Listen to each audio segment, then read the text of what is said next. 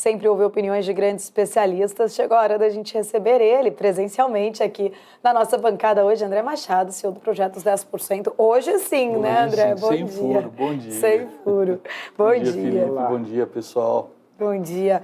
André, mercado parece que aí tentando buscar uma recuperação. Queria entender um pouco da tua leitura. Tudo bem que a gente tem esse cenário externo ali fora, né, também ajudando, mas de alguma forma talvez aquela sinalização ali de Lula em estar um pouco mais preocupado com o ajuste fiscal, isso pode ser o mercado interpretando de repente ali com um copo meio cheio, tentando olhar, pelo menos estamos discutindo do problema? Olha, eu acredito que não, porque na primeira hora de negociação, né, quando a gente só tinha os futuros abertos, a gente viu o DI subindo, chegou a subir acho que quase 0,70, o dólar subindo e índice caindo. Aí abriu às 10 horas o Ibov, ele deu uma subida suave para depois voltar a cair, acompanhando o índice, etc.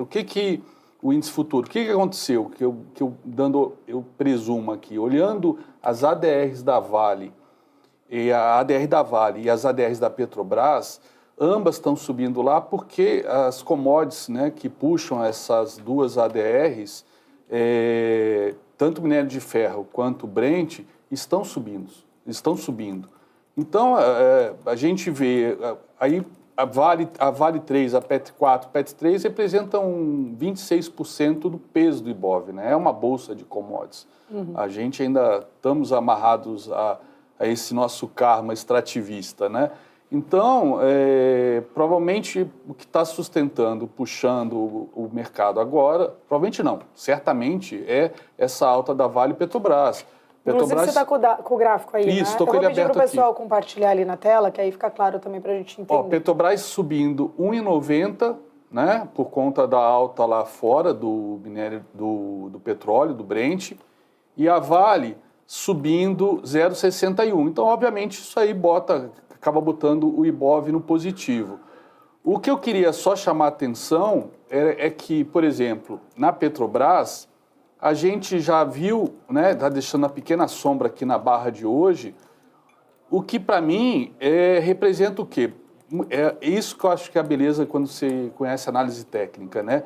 A gente está fazendo um pullback, ou seja, um retorno de livro ao pivô de baixa que foi confirmado, né, que foi rompido e confirmado semana passada e que na mínima cravou até o primeiro alvo aqui nos 34,13. Né? Então, tivemos um pullback ontem e hoje. E hoje, o que me dá quase certeza de que é apenas um pullback é o fato de que a gente deu essa violada aqui nos 35 e 57 e já voltamos. Então, por isso que eu até comentei quando a gente estava fora do ar, que eu acredito que o Ibov não vai passar desse patamar aqui dos 120, 0,80, porque o Ibov também está fazendo um pullback de livro. Ou seja, quando a gente está em tendência de baixa, né, como a gente está no Ibov, como a gente está na Petrobras, como a gente está na Vale, a gente não pode se emocionar com um dia de alta. Agora vai. Não. A gente, em tendência de queda, a gente tem vários dias de queda e alguns dias de alta. Esses dias de alta são o que a gente chama de pullback. E eu mapeio os pullbacks baseados justamente em pontos que foram perdidos. Então, tanto o Ibov quanto a Petrobras estão voltando nesse nível. Então, eu acredito que não passa desse patamar do 120, 0,80 hoje, com a possibilidade, inclusive, de, ao longo do dia, devolver parte dessa alta, que, sei lá, quem sabe ficar até negativo. Porque essa foi a percepção do mercado na primeira hora. Né, de que o discurso do Lula tem um lado meio cheio do copo, de que ele está preocupado com gastos, sim, mas a gente sabe da dificuldade dele de cortar gastos, né, porque para ele gastos são todos investimentos, né, e ele já falou que não vai penalizar os pobres, o que eu concordo, né, mas no final das contas é tudo discurso de político, né. Eu estava vendo a sua entrevista com o Cerise na estrada, vindo para cá, e simplesmente sensacional, Na sequência, já emendei a do Marcos Lisboa, também sensacional. E na do Cerise, né, ele estava falando que o Lula era mais humilde nos primeiros 2 mandatos, que agora ele está se achando, né? Eu até na hora vi a frase do Barack Obama, ele realmente acreditou naquilo que o Obama falou para ele, né? Que ele era o cara, né? E a gente, tudo bem, a gente vê que as redes sociais estão muito polarizadas, mas os vídeos que eu vi no final de semana mostrando a participação dele, tanto como convidado lá no G7, quanto naquela cúpula de paz lá na Suíça, ele deixado totalmente de lado por todos os líderes, né? Ou seja, ele não tem mais aquela estrela de antes, né? Que ele chegou a ter, né? O combate à fome, etc. E a minha preocupação é que se a gente percebe isso, se a oposição percebe isso, ele não é alienado, ele percebe isso também. E é isso que me preocupa, que é o que eu venho pontuando, acho que desde o ano passado, na programação contigo, de que conforme ele vai perdendo popularidade, para mim isso é a senha para mais gastos no social, para não querer cortar despesas. E o Congresso, de certa maneira, ele não deixa de estar certo, né? A questão do orçamento impositivo, deixou eles sem ferramenta nenhuma de negociação. Antes o pessoal tinha que ir lá fazer o beijamão, pedir a bênção para conseguir verba, conseguir dinheiro para o seu estado, para o seu município. Hoje não tem mais isso. Então, e conforme ele fique cada vez mais fraco, o Centrão vai cada vez tirar mais pedaços dele. É aquela história, num vácuo de poder, sempre tem alguém para assumir. Ele não está conseguindo, né? Na parte econômica, na parte social também, enfim. Eu vi um comentário de um comentarista político muito bom, que eu acompanho, no domingo, que esteve presente na reunião do setor produtivo, né, logo depois que teve aquela medida provisória do PIS/COFINS, né? E ele falou uma coisa muito interessante. Se eu não soubesse que é o Brasil, se eu não entendesse a questão política, né, que está rolando da desoneração versus, né, essa medida provisória, tudo mais, se eu fosse, o termo que ele usou, se eu fosse um marciano que chegou naquele dia para assistir aquela reunião do setor produtivo, do agro, da indústria, etc., eu ia sair de lá com a certeza que o Alckmin vai ser o presidente, né? Tipo assim, que o Lula vai cair uma hora. Isso, claro que não estou dizendo que é isso que vai acontecer, mas a leitura de um cara extremamente ponderado e com muito conhecimento político em Brasília, ele é até diretor do sucursal desse jornal em Brasília, então um cara que vive isso, passar essa percepção mostra também o quanto o Lula perdeu todo o apoio da elite econômica do Brasil depois disso. E eu acho que não recupera mais. Então, não tem mais Congresso, não tem mais não tem mais o setor produtivo, né, a elite do país. O que sobra para ele? O povo. Ô André, você estava até falando da tendência, né, de baixa, e você sempre fala, né, a tendência ela é válida até ser revertida. Até ser revertida. Nesse cenário que você está traçando, não tem expectativa de uma reversão. Nenhuma. Perdeu a política, perdeu a economia, perdeu o apoio internacional. O que nos sobra nesse momento? O que nos sobra do lado político dele, e infelizmente a gente é um país que depende muito de política, né? Seja a política do dia a dia, aquela mais comezinha de negociação, de tomar lá da cá, mas também política fiscal, política monetária, política industrial, política social. Nesse momento, o que sobra para ele fazer cara, é continuar, desculpa o que eu vou dizer para quem é mais de esquerda, né? Sobra para ele ficar pagando mico, passando vergonha, como ele vem fazendo, né? De tomar... Tudo bem, ele está até, entre aspas, bem acompanhado, né? Está acompanhado da China, mas tomar uma baita de uma lição de moral do Zelensky, como tomou lá na Suíça, né? E teve uma cena lá que eu vi em um vídeo também, em algum momento lá na Suíça jogaram aquele chale, aquele lenço palestino, e ele botou nas costas. Ou seja, a gente está inserido no mundo ocidental, nós somos um país do Ocidente, mas esse discurso sul global, pró-China, pró-Rússia, pró-Irã, pró-Palestina, pró-Hamas, né? Para um país que está entre as 10 maiores economias do mundo, cara, eu acho quase que um suicídio. Por exemplo, a gente vê os gringos já tiraram 44 bilhões da Bolsa, né? Gringo não olha muito essa questão política do dia a dia, né? Tanto é que, hoje compraram Vale, compraram Petrobras, estão especulando assim como pode vender, tem altíssima liquidez, né? Lá e aqui.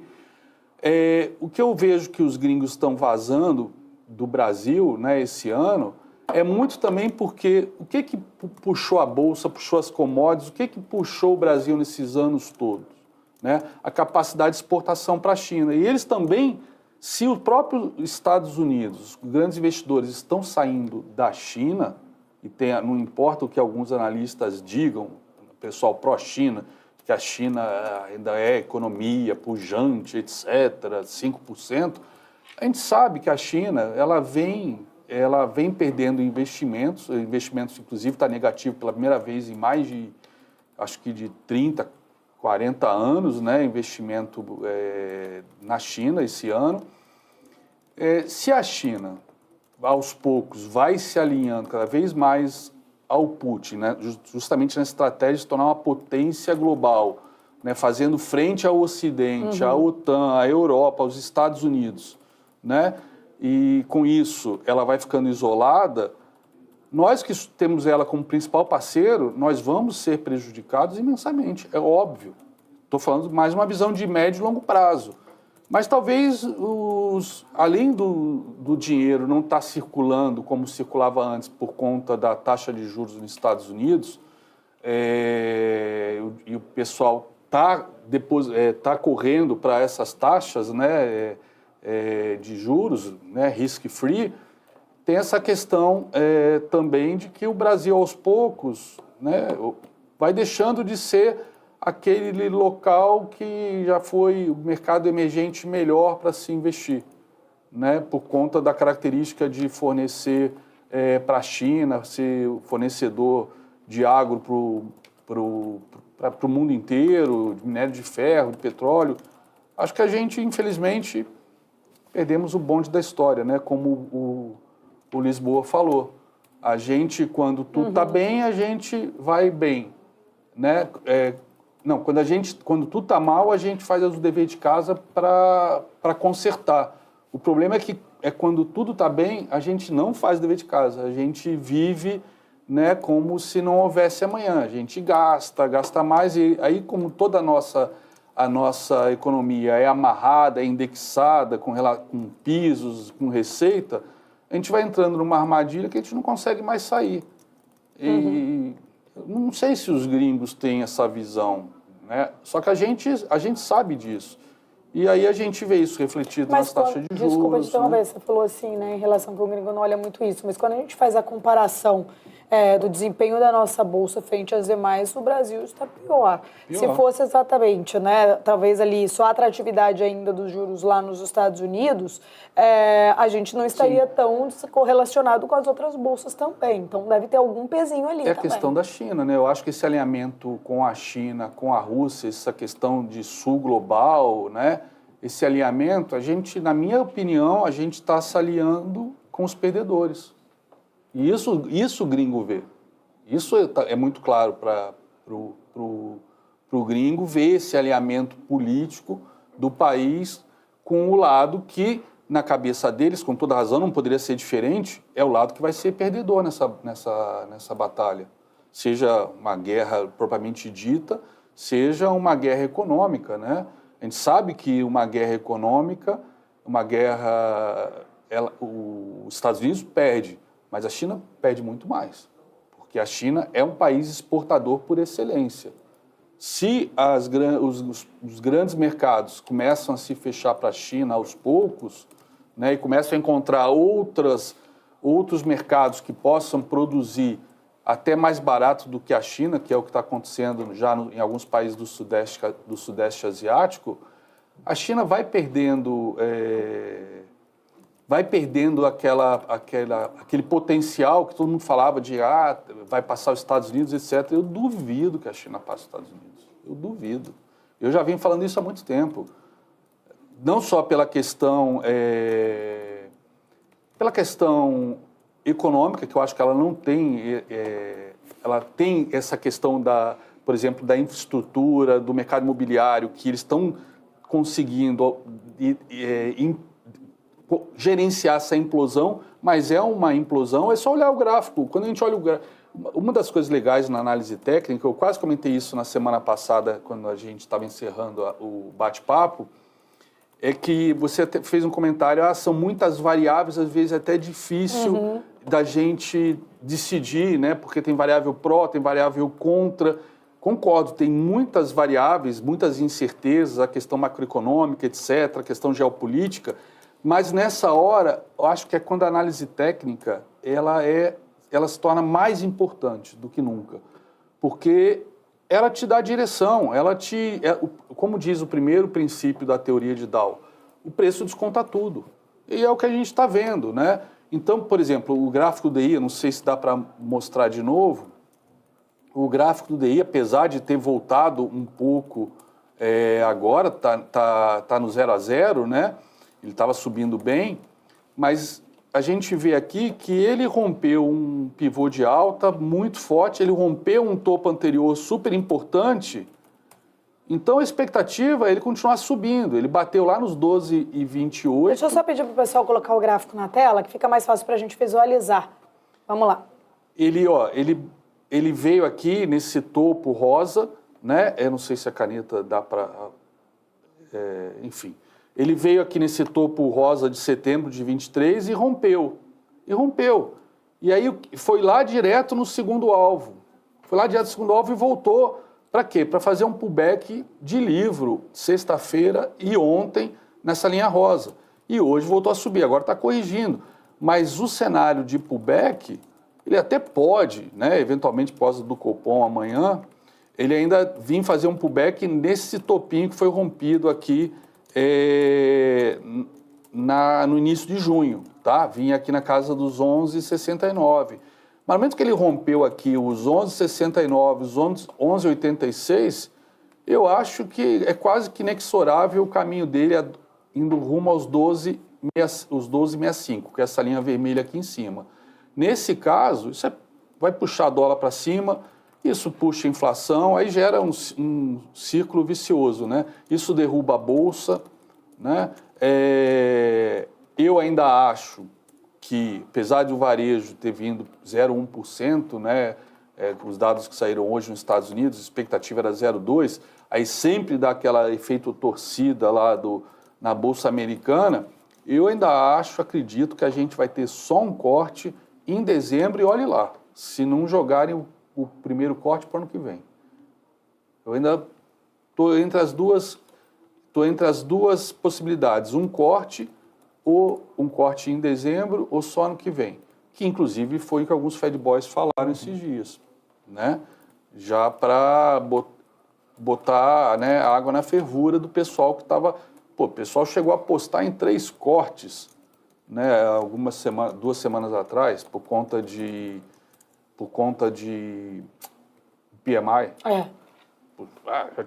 Já estavam apostando em 3 cortes, mas falo, gente, e o pleno emprego? E aí veio dados do payroll e mostrou, né? Que a gente continua com pleno emprego e criando mais vagas do que esperado. Isso puxa a inflação de serviço, que também é um fato que está pegando aqui para a gente, né? Inflação de serviços, salários, etc. André, você estava falando sobre guerra comercial, China, Estados Unidos, preponderância no mundo e como que a gente vai se alinhando, né, a um ou a outro. E eu me lembrei de um movimento recente, né, com toda essa questão de PIS/COFINS, de taxação de setor produtivo aqui no Brasil. A China foi e comprou soja dos Estados Unidos. 200 mil toneladas de soja dos Estados Unidos. Deixando o Brasil de lado, né? Deixando de comprar do Brasil. Nesse momento não tem guerra comercial, não tem parceria ideológica. E aí a pergunta é, por mais tensa que seja a relação, o alinhamento, o desalinhamento econômico entre as duas grandes potências está lá. É uma relação de simbiose ou quase de parasitismo, tá? Entre as duas potências, né? Só que tem uma questão que foi até relembrando que a gente conversou há 2 anos e meio atrás, um mês antes de começar a guerra da Ucrânia, que eu estava comentando, isso é questão geopolítica para a Rússia. Eles vão invadir a Ucrânia e um mês depois invadiram.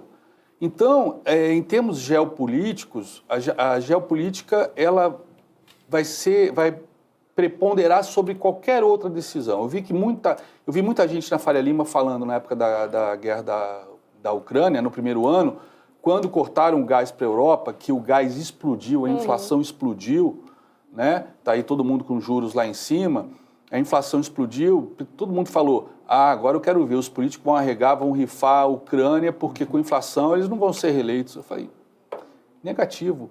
Quando se trata de questão geopolítica, os políticos, a população, todo mundo tem viva na memória guerras do passado, né? Tem os traumas, o ressentimento vem à tona.